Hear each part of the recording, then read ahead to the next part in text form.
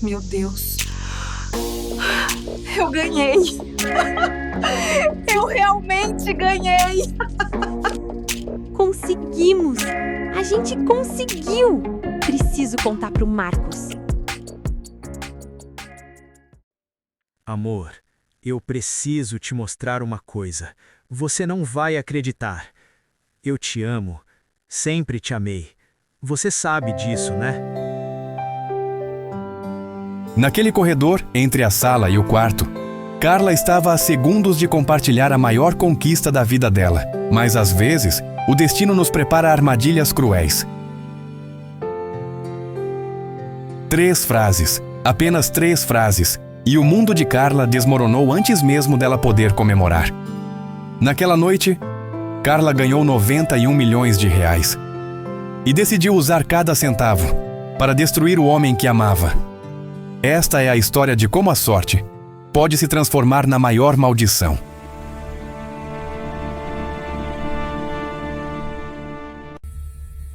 Bom dia, amor! Dormi que nem uma pedra. O amanhecer chegou, mas para Carla a noite nunca terminou. Ela passou horas na sala, olhando para aquele bilhete, aquela promessa de felicidade que agora parecia uma piada cruel do universo. Tá tudo bem? Você tá estranha. Marcos não sabia de nada. Não sabia do prêmio, não sabia que ela tinha ouvido, não sabia que a vida dele estava prestes a virar um inferno. Eu quero o divórcio. O quê? Espera! A gente brigou e eu não percebi? Marcos procurava entender o crime, mas Carla já tinha dado a sentença, sem júri, sem defesa, sem apelação. Não vou perder meu tempo explicando o óbvio. Eu não sei. Eu juro que não sei. Me explica, por favor.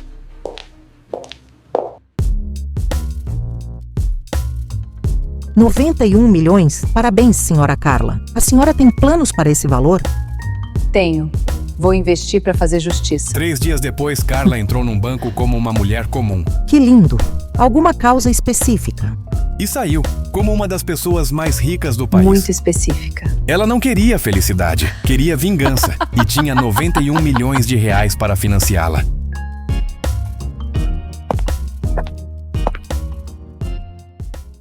Marcos era mecânico há 15 anos. Trabalhava na mesma oficina desde os 23. Conhecia cada ferramenta, cada canto daquele lugar. Era mais que um emprego, era sua identidade. E Carla sabia disso.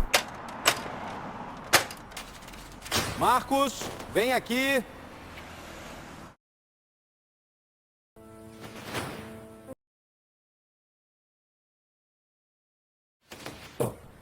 Aconteceu alguma coisa?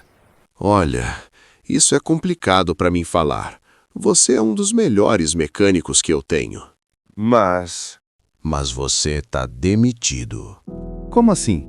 Eu fiz alguma coisa errada? Não é isso. A oficina foi vendida. Aconteceu tudo muito rápido.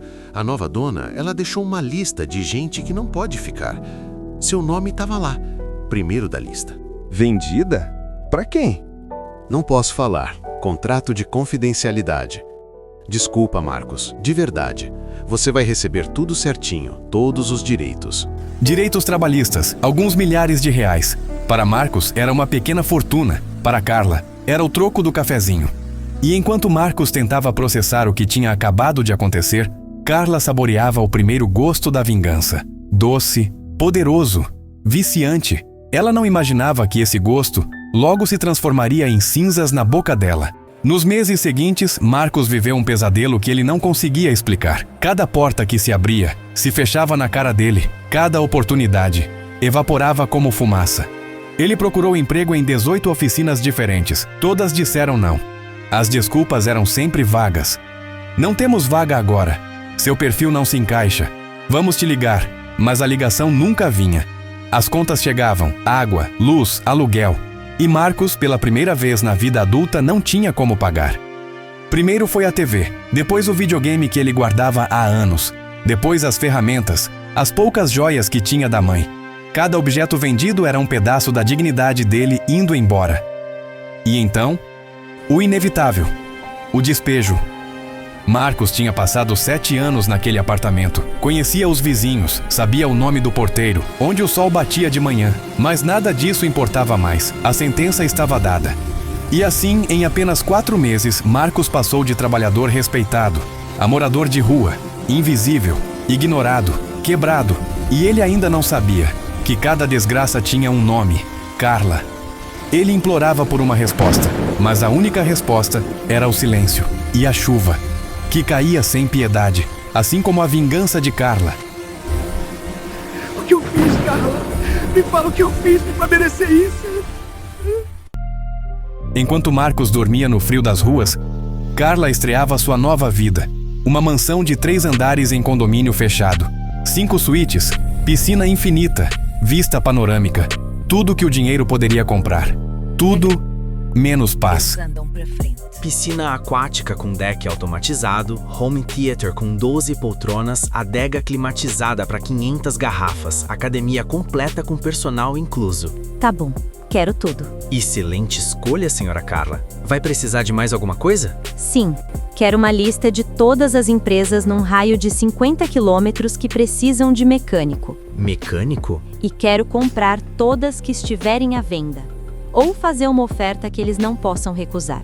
Entendi. Posso perguntar o motivo? Não pode. O assessor não entendeu, mas não precisava. Ele era pago para obedecer. E Carla estava pagando muito bem. O dinheiro não a fez feliz, apenas alimentou o ódio. E o ódio, como qualquer monstro, quanto mais você alimenta, mais faminto ele fica.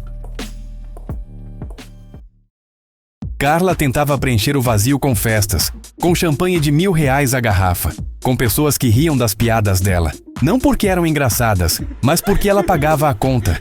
Ela tinha amigos, dezenas deles, todos interessados, nenhum verdadeiro. E aí eu disse pra ele, com esse dinheiro eu compro você e sua família inteira.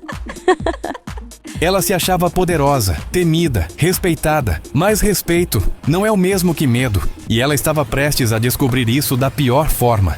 Por favor, moça, me dá um dinheiro. Qualquer coisa. Só uma moeda. Estou morrendo de fome. Sai da minha frente. Vai trabalhar, seu vagabundo, traste inútil. Ela passou por cima dos pertences dele sem se importar. Como se ele fosse lixo, invisível, menos que humano. Ela não sabia que estava pisando em alguém que já tinha sido tudo para ela. E então, seus olhos se encontraram. Carla, é você? Por um instante, apenas um instante, o ódio tremeu. O monstro hesitou, e Carla viu, não o homem que a traiu, mas o homem que ela amou, sujo, quebrado, destruído, por ela. Ela queria que ele sofresse. E conseguiu. Ela queria vê-lo destruído. E ela viu. Mas algo dentro dela começou a rachar. Porque uma coisa é imaginar a vingança. Outra coisa é se olhar no espelho e perceber que você se tornou o monstro da história. Carla voltou para sua mansão. 5 suítes, 3 andares e nenhuma alma viva além dela. Ela comia em silêncio. Dormia em silêncio. Vivia em silêncio. O silêncio que ela tinha imposto a Marcos agora a sufocava. Ela tinha uma mansão de 5 milhões e não tinha ninguém para dividir o silêncio. O dinheiro tinha comprado tudo, menos o que realmente importava: companhia, amor, propósito, e aos poucos, Carla estava percebendo que tinha feito o pior negócio da vida dela. Os pais de Carla não desistiram. Mesmo sem resposta, mesmo sendo ignorados, eles foram visitá-la, porque é isso que pais fazem. Eles não desistem. Oi, filha. Trouxemos umas coisinhas pra você. Comidinhas que você gosta, sabe? Mãe, eu não pedi nada. A gente só queria te ver. Faz mais de mês que você não aparece. Nem atende telefone. Tô ocupada. Carla, a gente é sua família.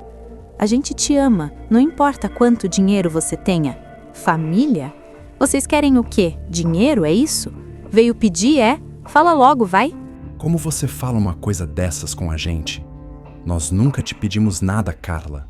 Porque é verdade. Ninguém ligava pra mim quando eu não tinha nada. Agora todo mundo aparece. Você mudou, minha filha. Não te reconheço mais.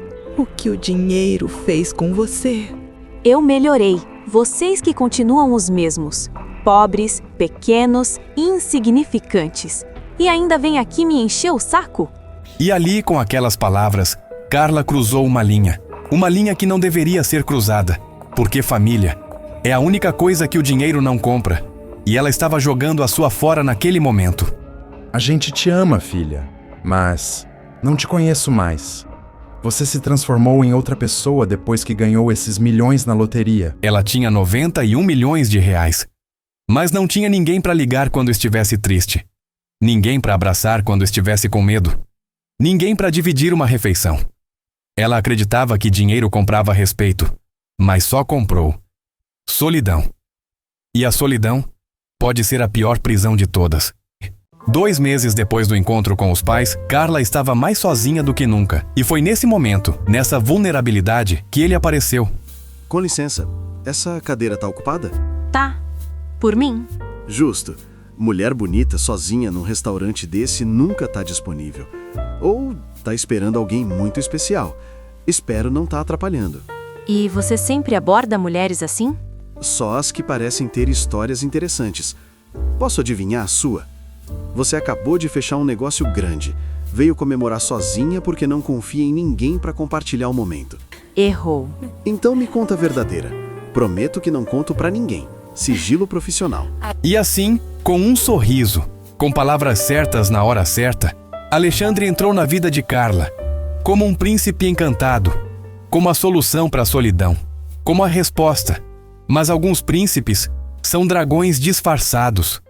Nas semanas seguintes, Alexandre se tornou tudo o que Carla precisava. Ele ouvia, ele entendia, ele ria das piadas dela. Ele a fazia se sentir vista. Depois de tanto tempo sendo rainha de um castelo vazio, ela finalmente tinha alguém ao lado. Ele a levava aos melhores restaurantes. Sempre sabia o vinho certo, sempre dizia as palavras certas. Ele a visitava, passava horas conversando, sobre tudo, sobre nada. E Carla se abriu. Ela contou sobre a loteria, sobre Marcos, sobre a vingança, sobre o vazio. E Alexandre ouvia, com atenção, com carinho, absorvendo cada informação, como um computador coletando dados. Ele era perfeito, atencioso, carinhoso, presente. Tudo que Marcos nunca foi. Ou pelo menos tudo que Carla acreditava que Marcos nunca foi. E aos poucos Carla foi mostrando tudo. A casa, os carros, as contas, os investimentos. Ela não percebeu que estava entregando as chaves do cofre. Porque quando você está sozinho por tanto tempo, você confunde atenção com amor. E interesse, com cuidado. Carla, você tem muito dinheiro parado, mal investido, com consultores que estão te roubando em taxas. Eu não entendo nada disso. Eu só queria não ter que me preocupar com dinheiro nunca mais. E você não vai. Mas deixa eu cuidar disso para você. Eu trabalho com investimentos há 15 anos. Posso multiplicar sua fortuna, fazer ela trabalhar para você. Não sei. Eu mal te conheço. Ei, você confia em mim? Essa era a pergunta. A única pergunta que importava. E Carla, cansada de estar sozinha, cansada de desconfiar, cansada de ser a vilã da própria história, queria acreditar, queria confiar, queria ter alguém. Confio. Então deixa comigo que eu resolvo isso para você. Eu só quero ver você bem. E com uma assinatura, Carla entregou o controle de tudo, porque ela estava tão solitária que confundiu interesse com amor. Os sinais estavam lá, claros, gritantes, mas Carla não queria ver, porque ver significaria admitir que tinha errado de novo, que tinha confiado na pessoa errada, e ela não suportaria mais um erro. As ligações misteriosas que ele encerrava quando ela chegava. Os documentos que ele escondia sempre que ela se aproximava. As saídas de madrugada para resolver problemas urgentes. E Carla começou a notar, mas cada vez que a suspeita batia, ela sufocava com racionalização, com medo, com esperança cega. Você mudou a senha do celular? Mudei. Tava muito fácil. Alguns clientes meus são bem discretos, você entende. Por quê? Nada, só achei estranho. Você tá desconfiando de mim? Depois de tudo que a gente passou? Não é isso. Porque se tiver, é só falar. Transparência total, lembra? Eu te amo, Carla, você sabe disso.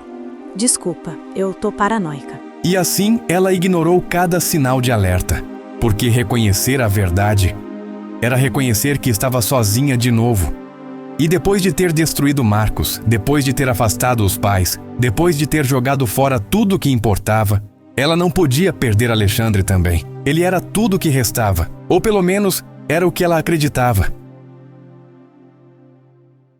E então, numa manhã de terça-feira, o castelo de cartas desmoronou. Deve ser erro do sistema. Que droga! Bom dia, senhora Carla. Como posso ajudar? Tem algo errado com minha conta. Não consigo sacar. Deixe-me verificar. Senhora Carla, seu saldo atual é negativo em 2.300.000 reais. Como assim negativo? Eu tinha 91 milhões de reais. Verifique isso direito, vai! Só um momento. Houve diversas transferências autorizadas pela senhora nos últimos 3 meses. Investimentos em fundos offshore, saques para contas internacionais. Senhora, a senhora autorizou tudo com assinatura digital. Eu não autorizei nada. Onde está o meu dinheiro? Onde? Senhora, eu preciso que a senhora se acalme. A senhora assinou procuração digital dando poderes totais ao senhor Alexandre Moreira para... Não, isso é um erro. Carla entrou naquela mansão como uma mulher possuída. Como alguém que ainda tinha uma centelha de esperança. Talvez fosse um mal-entendido. Talvez Alexandre pudesse explicar. Talvez... Alexandre, vem aqui! Mas o silêncio já tinha a resposta. O escritório estava vazio. Não apenas vazio de pessoa, vazio de tudo. Os documentos espalhados no chão, o computador levado, as pastas com contratos desaparecidas, até o cofre pequeno que ela mantinha ali, arrombado, vazio, tudo, vazio. O número que você discou não existe ou está fora da área de cobertura. Onde você está, seu canalha? Bandido mentiroso! Maldito! 91 milhões de reais. 4 anos de vingança para destruir a vida de Marcos. Meses de solidão. E no final, ela tinha perdido tudo. Não para a traição de Marcos, mas para sua própria ingenuidade. O homem que ela fez de confidente era só mais um mentiroso. E dessa vez, ele levou tudo. Cada centavo, cada investimento, cada conta, tudo. Carla estava falida, de novo pobre, de novo sozinha, mas dessa vez, sem ninguém para culpar além dela mesma. No dia seguinte, a realidade bateu à porta, literalmente. Senhora Carla Santos? Sim. Senhora, a casa foi comprada com recursos de conta bloqueada por investigação de fraude. Temos ordem de despejo imediato. A senhora tem 2 horas para retirar seus pertences pessoais. Vocês não entendem. Eu fui roubada. Ele roubou tudo de mim. Alexandre Moreira. Procurem ele. A senhora precisa resolver isso com a justiça. Pode entrar com processo. Mas hoje, a casa não é mais sua. 2 horas. Carla tinha 2 horas para sair de uma mansão de 3 andares, para reunir os destroços de uma vida que nunca foi dela de verdade. E assim Carla saiu, com uma mala, algumas roupas, uma foto empoeirada dela com os pais, e nada mais. A mulher que reinou com 91 milhões, agora não tinha nenhum teto. A roda tinha girado, e dessa vez, Carla estava embaixo. Carla passou 3 dias na rua, dormindo em abrigos, pedindo comida, tentando processar o que tinha acontecido. Mas a raiva era a única coisa que ainda a mantinha viva. E então, ela o viu. Do outro lado da rua, entrando num prédio comercial, estava ele, Alexandre, terno novo, relógio caro, sorriso no rosto, como se nada tivesse acontecido. Alexandre, seu filho da... Cadê o meu dinheiro? Solta, Carla, você tá louca? Eu vou na polícia. Eu vou te denunciar. Eu vou. Vai? Com que prova? Você assinou tudo. Você me deu o dinheiro. Você me deu procuração. Você autorizou cada transferência. E ali no chão daquele estacionamento, Carla percebeu algo terrível. Ele tinha razão. Ela tinha assinado tudo, tinha confiado, tinha entregado. Legalmente, ela não tinha caso nenhum. Você não vai? Eu não, mas ele vai. Faz parecer assalto. Não pode sobrar testemunha. passa tudo! Eu não tenho nada. Ele levou tudo. Então você não serve pra nada.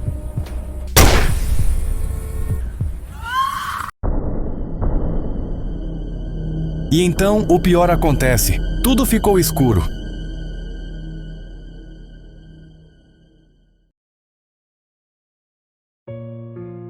Carla acordou 5 dias depois, numa cama de hospital, sem dinheiro, sem nada, mas viva. Às vezes, a vida insiste em nos dar mais uma chance, mesmo quando achamos que não merecemos.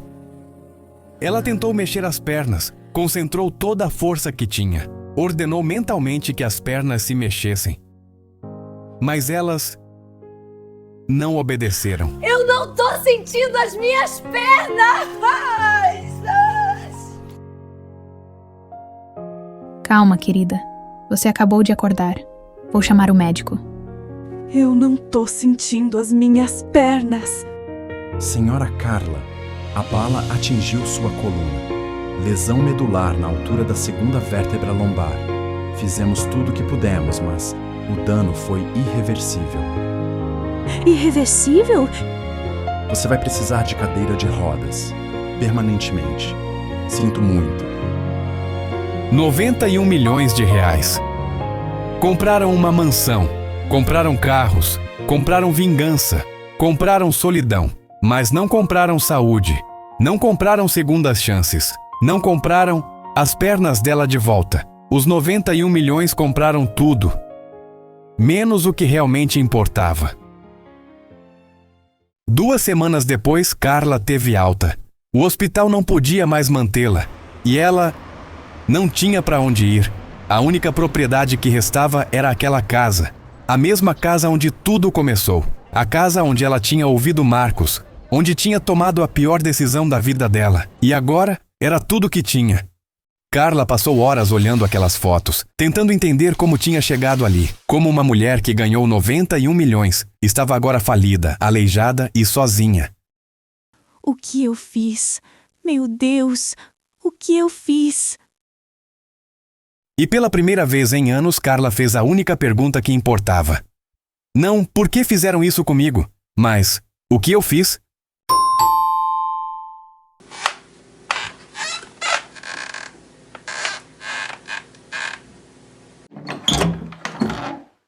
Marcos! O homem que ela destruiu estava de volta. E ele não estava ali para a vingança. Estava ali por algo muito mais poderoso. Algo que Carla tinha esquecido que existia. O silêncio durou quase 1 minuto. 60 segundos que pareceram uma eternidade. 2 ex-amantes, 2 destruídos, 2 perdidos, frente a frente, sem máscaras, sem dinheiro, sem nada além da verdade nua e crua. Quanto tempo? Eu não esperava te ver. Nunca mais. Eu também não esperava vir. Mas um amigo me contou o que aconteceu com você. O tiro, a cadeira de rodas. Veio procurar compaixão? Veio ver o monstro derrotado? Bem, eu mereço. É isso mesmo. Mereço tudo isso e mais. Você não merece. Ninguém merece uma bala na coluna. Ninguém merece perder as pernas.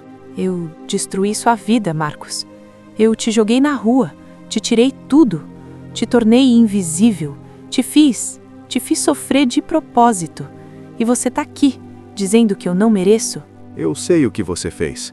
Eu descobri tudo. A oficina, as empresas. Foi você, né? Foi. E você usou quanto? Tudo. 91 milhões. Gastei tudo, te destruindo. 91 milhões? Eu ganhei na loteria. No dia que te ouvi. E então Marcos entendeu. A peça que faltava, o motivo, a loucura, tudo fez sentido. Vim porque eu precisava entender. Por que você fez isso, Carla? O que eu fiz de tão horrível para merecer tudo aquilo? No dia que eu descobri o prêmio, eu tava tão feliz. Nunca tinha sido tão feliz. Ia te contar, ia gritar, ia abraçar você e comemorar. Ela respirou fundo, preparando-se para dizer as palavras que mudaram tudo. Mas quando cheguei perto do quarto, eu te ouvi. Me ouviu? Falando que amava outra pessoa, que sempre amou, que queria vê-la de novo, que ela era tudo pra você. Minha irmã. O quê? Eu tava falando com minha irmã, Luciana. Não pode ser. A gente passou 5 anos sem se falar. Brigamos feio por causa da herança do meu pai. Eu jurei que nunca mais falaria com ela, que ela tinha me enganado, que tinha manipulado nosso pai doente para mudar o testamento. Marcos. Mas naquele dia, ela me ligou. Ela tinha acabado de descobrir um câncer, estágio 4, pâncreas, e me ligou para se despedir, para dizer que me amava, que sentia muito pela briga. Carla começou a tremer. O peso da verdade era físico, esmagador. E eu disse que amava ela, que sempre amei, que queria ver ela de novo, porque era minha irmã, Carla, minha irmã mais velha, a pessoa que cuidou de mim quando minha mãe morreu, a pessoa que me ensinou a andar de bicicleta, minha irmã. Eu não sabia, eu não perguntei, eu não te dei chance. Eu não te dei chance. Eu tentei falar no dia seguinte, na semana seguinte, mas você me expulsou, sem explicação, sem me ouvir. E o dinheiro? Marcos, eu usei tudo pra te destruir. Ela começou a listar, como se confessando cada crime e pudesse aliviar o peso. Comprei a oficina onde você trabalhava só pra te demitir. Bloqueei todas as suas chances de emprego num raio de 50 quilômetros. Comprei empresas, subornei gerentes, usei detetives particulares para rastrear cada currículo que você mandava e destruir suas chances. Te deixei na rua, te fiz invisível. 91 milhões e eu gastei cada centavo em vingança. 91 milhões destruindo alguém inocente. Eu poderia ter mudado nossa vida, a vida da sua irmã, dos meus pais, de tanta gente. Poderia ter pagado tratamento, viagens, realizado sonhos. Mas eu escolhi o ódio. Escolhi vingança contra um crime que você nunca cometeu. Ela morreu. E eu nem pude me despedir direito, porque eu tava na rua, sem dinheiro para passagem, sem celular, sem nada. Quando eu finalmente soube, por um conhecido que me achou na rua, já fazia uma semana que ela tinha sido enterrada. Perdoa. Pelo amor de Deus, me perdoa. Eu matei sua chance de se despedir. E ali, naquele momento, Carla percebeu a magnitude do que tinha feito. Não tinha roubado apenas o trabalho de Marcos. Não tinha apenas o colocado na rua. Ela tinha roubado a despedida dele. O último abraço. As últimas palavras. Ela tinha roubado a paz.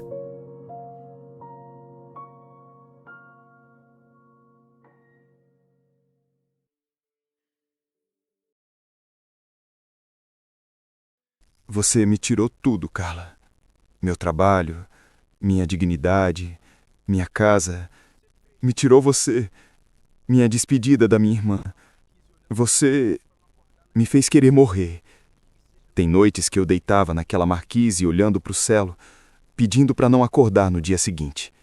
Eu sei, e eu não tenho desculpa. Não tenho perdão, não tenho nada.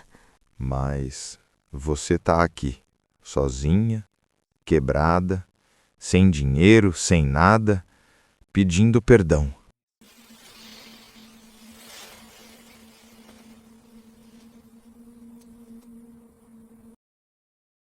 E eu passei os últimos meses odiando você. Com tanta raiva que eu achei que nunca ia passar. Que eu ia carregar isso até morrer. Você tem todo o direito de me odiar. Eu não mereço nada de você, nada. Eu sei. Você tem razão. Você não merece. Mas eu não quero mais carregar ódio. Já perdi demais. Perdi minha irmã, perdi meu trabalho, perdi minha casa, perdi anos da minha vida. Não vou perder o que sobrou de mim também. E ali, naquele gesto simples, Marcos fez algo que o dinheiro jamais poderia comprar. Algo que a vingança jamais poderia alcançar. Ele escolheu perdoar. Eu te perdoo, Carla. Eu não mereço. Não mereço. Ninguém merece perdão, Carla. Se merecesse, não seria perdão. Seria pagamento. Mas a gente recebe, se a gente aceita. E você? Você aceita? Eu aceito. Eu aceito. Obrigada. Obrigada. O perdão não apagou a dor, não devolveu o dinheiro, não curou as feridas, não ressuscitou a irmã de Marcos, não devolveu as pernas de Carla, mas deu algo que ambos tinham perdido há muito tempo. Deu paz e esperança e a chance de recomeçar, não como eram, mas como poderiam ser. Eles passaram a noite conversando sobre tudo, sobre nada, sobre a vida que tinham, sobre a vida que perderam, sobre a vida que ainda poderiam ter. E agora? Agora, a gente vive, do jeito que dá. Eu não tenho mais nada para te dar. Nenhum dinheiro, nenhum conforto, só uma casa velha e uma cadeira de rodas. Eu também não tenho nada. Nenhum emprego, nenhuma conta bancária, só o perdão e a vontade de seguir em frente. Não temos nada. A gente tem a chance de fazer diferente, de ser diferente. Você ainda me ama? Eu não sei, mas eu ainda me importo. E por enquanto, é o que a gente tem.